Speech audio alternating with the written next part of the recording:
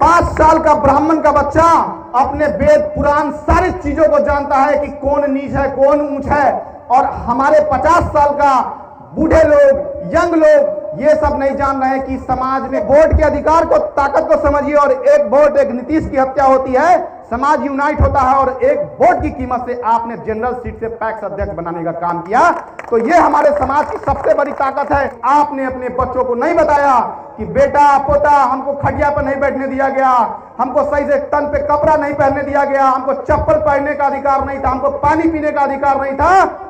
इस सब का जिम्मेदार हमारे समाज के बुजुर्ग हैं, क्योंकि तलवार, गोली, बंदूक सबसे बड़ा अगर हथियार है तो शिक्षा और आपके पास एक वोट देने का अधिकार है। उस वोट देने का अधिकार को महत्व को समझना बहुत जरूरी है। अपने बहुजन समाज, अपने दलित समाज के लोगों को यूनाइट करने का काम किया। उस समय हम लोगों को गाली दिया जाता था, कहता था कि अरे ये कौन सा अम्बेडकरवादी, ये बाबा साहब के मानने वाले। हमारे समाज के लोग, उन लोगों को छोड़ दीजिए, हमारे समाज के लोग कहते थे।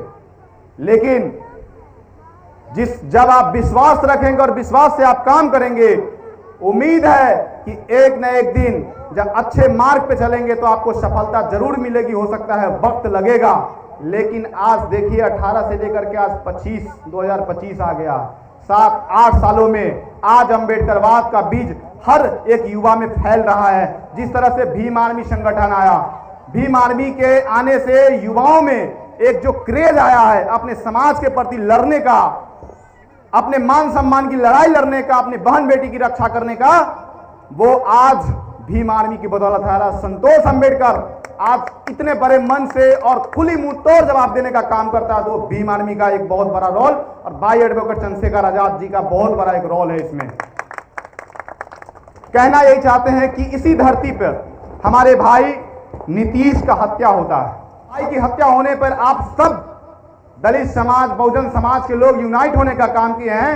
तो हम कहेंगे कि भाई नीतीश के नाम पर यहाँ पे एक प्रतिमा लगना चाहिए कि आपकी शहादत ने हम इस समाज को यूनाइट करने का काम किया है। तो ये भरोसा दिलाइए आप सब, उसमें मेरा भी सहयोग रहेगा। और भाई नीतीश का यहाँ पे प्रतिमा लगाइए, और उसकी जब जब शहादत दिवस आएगा तब तक हम लोग उनको याद करेंगे कि आपने इस शहादत दिया और इस समाज को यूनाइट करने का काम किया। तो इसी तरह से हम अपने समाज के एक एक कोने कोने में जा करके अपने बहुजन समाज के लोगों को, दलित समाज के लोगों को यूनाइट करने का काम करेंगे। हमारे जो समाज के बुजुर्ग हैं, हम आपसे कड़े शब्दों में कहना चाहते हैं कि आपने अपने बच्चों को अपने इतिहास, आपने चप्पल नहीं पहनने दिया गया, आपको खटिया पर नहीं बैठने दिया गया। ये सारी जिम्मेवारी और इसका जिम्मेवार आप है कि आज हमारे युवाओं की हत्या हो रहा है, क्योंकि आपने अपने बच्चों को नहीं बताया कि बेटा पोता हमको खटिया पर नहीं बैठने दिया गया, हमको सही से तन पे कपड़ा नहीं पहनने दिया गया, हमको चप्पल पहनने का अधिकार नहीं था, हमको पानी पीने का अधिकार नहीं था।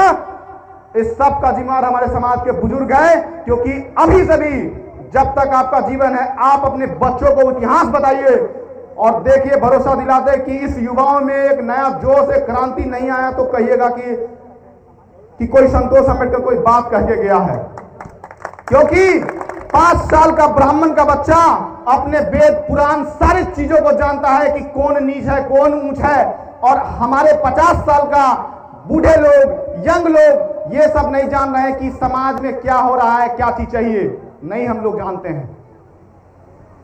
तो इस चीज को आप सब लोग भरोसा दिलाइए। हमारे घर से हमारी बहन बेटियों को निकालिए और पढ़ने के लिए बाहर भेजिए, क्योंकि इस देश में अगर सबसे बड़ा अगर हथियार है तो वो शिक्षा है। क्योंकि इस जितने महापुरुष को आप देख रहे हैं तो इन्होंने कोई तलवार से समाज पे उन मनुवादी पाखंडवादियों पे प्रहार नहीं किए, उन्होंने तर्कवादी वैज्ञानिक तर्क से आज इस समाज से कुरीतियों को हटाने का काम किए। और इनकी त्याग तपस्या से आज हमारे जैसे युवा, इनके जैसे युवा तैयार होकर के आज बहुजन समाज के लोगों के बीच में खुल करके बोल रहे हैं। तो ये आजादी हमें ऐसे ही नहीं मिला है।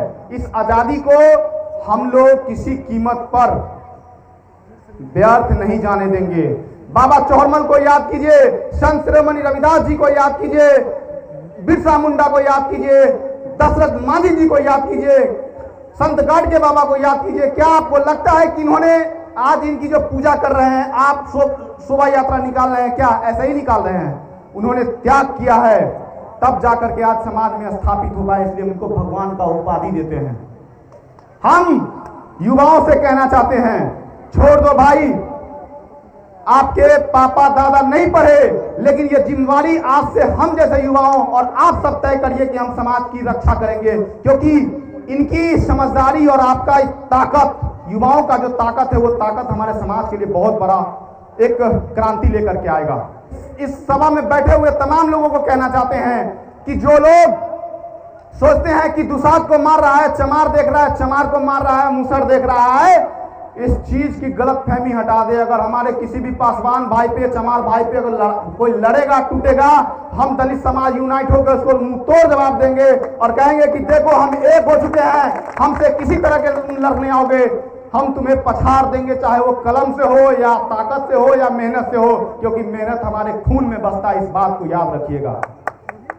हम कहना चाहते हैं हमारे समाज की खास तौर से बेटी बहन, आप सब लोग एक बेटी को जरूर पढ़ाइए। पढ़ाई के महत्व को समझना बहुत जरूरी है। एक बेटी पढ़ेगी, दो परिवार का नाम रोशन होगा, एक तो खुद का परिवार और जहां जाएगी वहां पे भी, और अपने बच्चों का भी, आने वाली पीढ़ी को भी तैयार करने का काम करेगी।